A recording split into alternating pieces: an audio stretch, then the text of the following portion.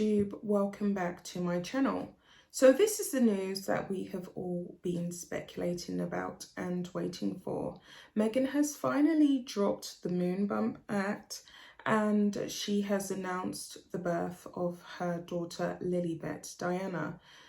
Of course, there has been thousands and thousands and thousands of comments all over the place online, on Instagram, on the Daily Mail's articles, on YouTube, about the use of the Queen's endearing nickname, Lilibet as the first name and then Diana as the middle name. Now, it comes as no surprise to me personally that she has used Diana as a middle name, but using the Queen's nickname, which was a term of endearment used for her as a young child, really doesn't sit well with me, and it definitely does scream out that they are desperate for attention and they are going to definitely use this child as a pawn in their brand deals. I see this move as a desperate attempt to remain relevant in our eyes and to get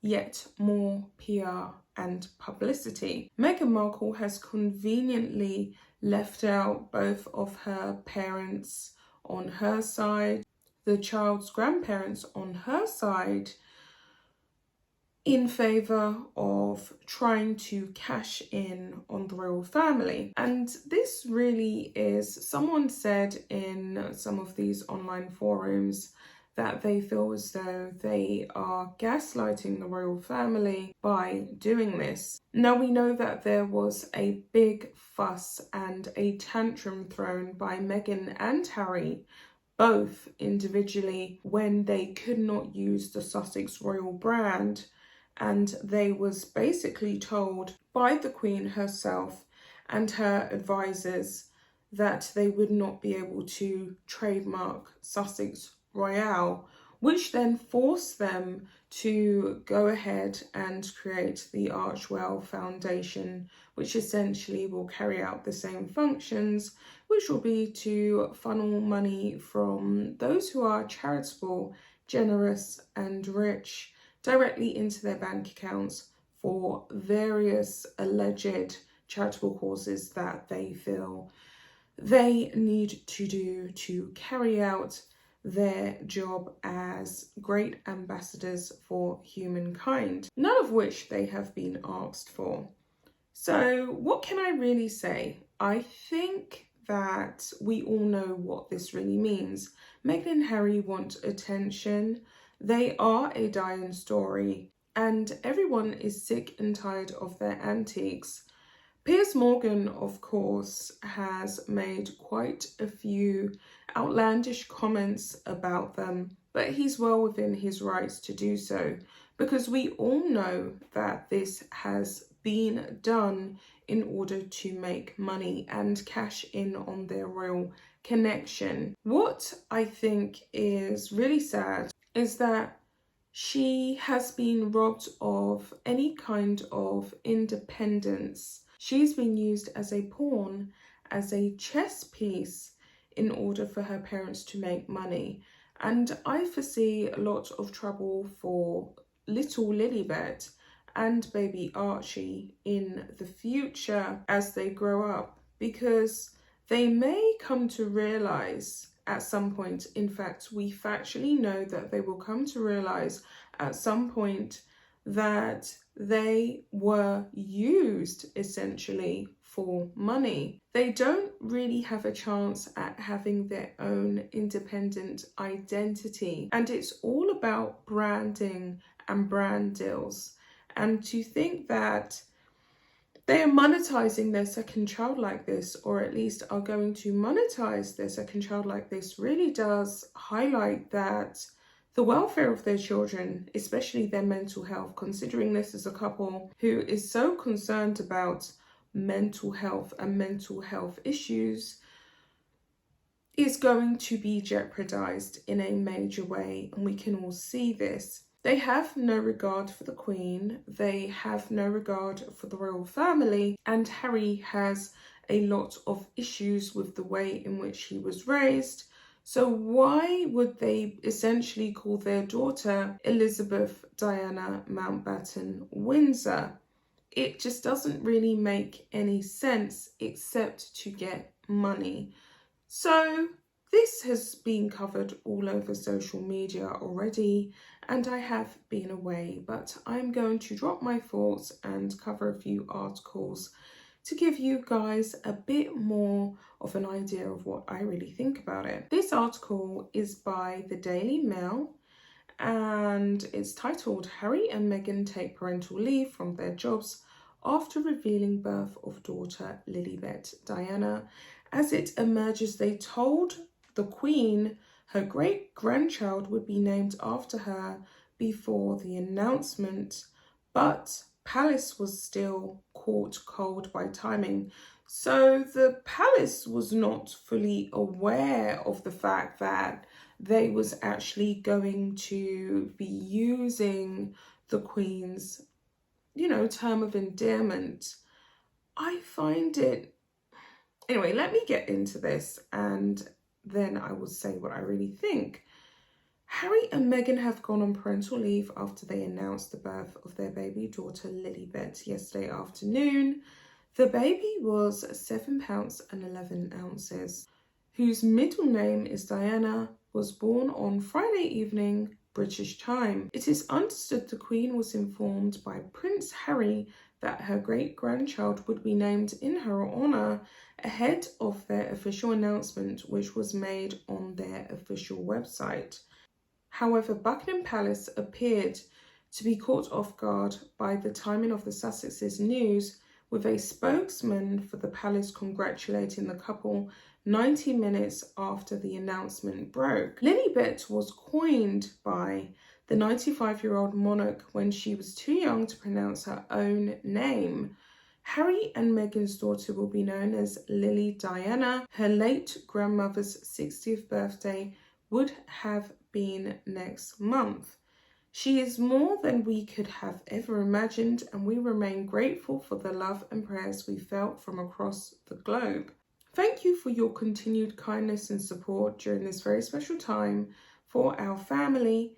Lily, who is 8th in line to the throne, was born in Santa Barbara Cottage Hospital in California, a private facility where births cost up to £20,000.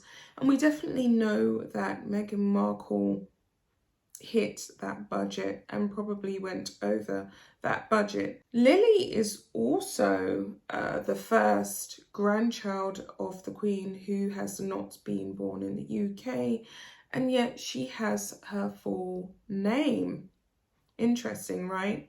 Omid Scooby, a journalist favoured by Harry and Meghan, who he is because he is the ex-boyfriend to Meghan Markle's best friend, tweeted that the couple would not be sharing a photograph at this time. Then why tell us? By all means. I mean, Meghan and Harry strove to have a private life, and yet they've always insisted upon telling us about their special occasions. Meghan Markle also felt the need to fill us in on her miscarriage last summer. Why would they give us all of this information when they step down as senior royals in order to have a private life, and yet we are being informed of the birth of their second child, when she was born, how much she weighs, all of that good stuff, why they gave her the name, etc, etc, etc. They're meant to be leading this private life that they so desperately were trying to seek, as Piers Morgan said himself. The news of the birth, Harry and Meghan's second child, a sister to Archie, came as the Queen, senior royals, and the Prime Minister led worldwide tributes, with Boris Johnson tweeting many congratulations to the Duke and Duchess of Sussex on the birth of their daughter. Meghan's estranged father, Thomas, who has met neither Harry nor grandson Archie, And of course, he would not have met them because they stand to gain no financial enhancement from interacting with Thomas Markle or Doria. So it continues on here. I am very pleased with the announcement of the safe and healthy delivery of my new granddaughter, and I wish her and her mother all my love and best wishes. Lily is the couple's second child after Archie, who is 2 years and 1 month older than her. The new baby is the Queen's 11th grandchild and the first to be born outside of the UK, which of course I've already said. Buckingham Palace officials were unaware the baby had been born until the announcement came out at 5 p.m. last night on social media. So they wasn't informed dead on Friday, which really highlights how unimportant the Queen really is to this couple who strive to be private citizens. There is over 34,000 comments on this article, and I'm definitely going to have to film a separate video. But what do I really think? I think that it is a slap in the face to the Queen and to the royal family.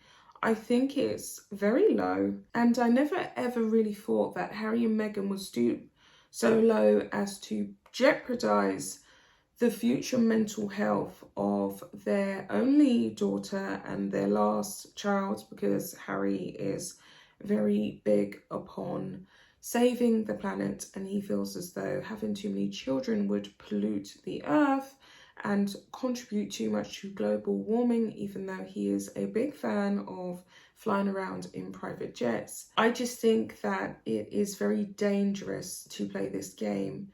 This child has been robbed of any chance of having an independent identity beyond brand deals and PR deals.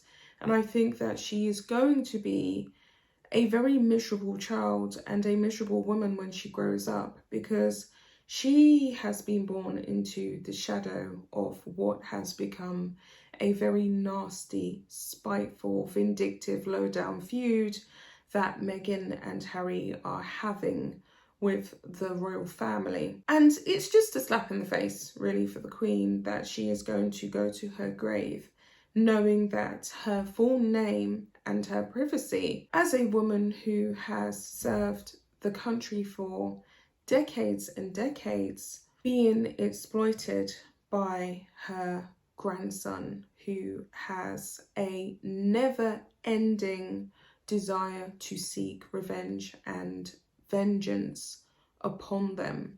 It's sad, really.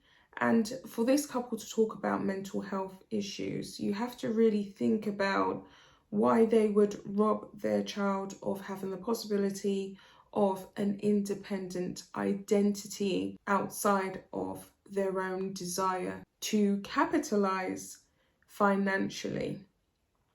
So that's where I'm going to leave it. There's so much that has to be covered, and I will be back with another video.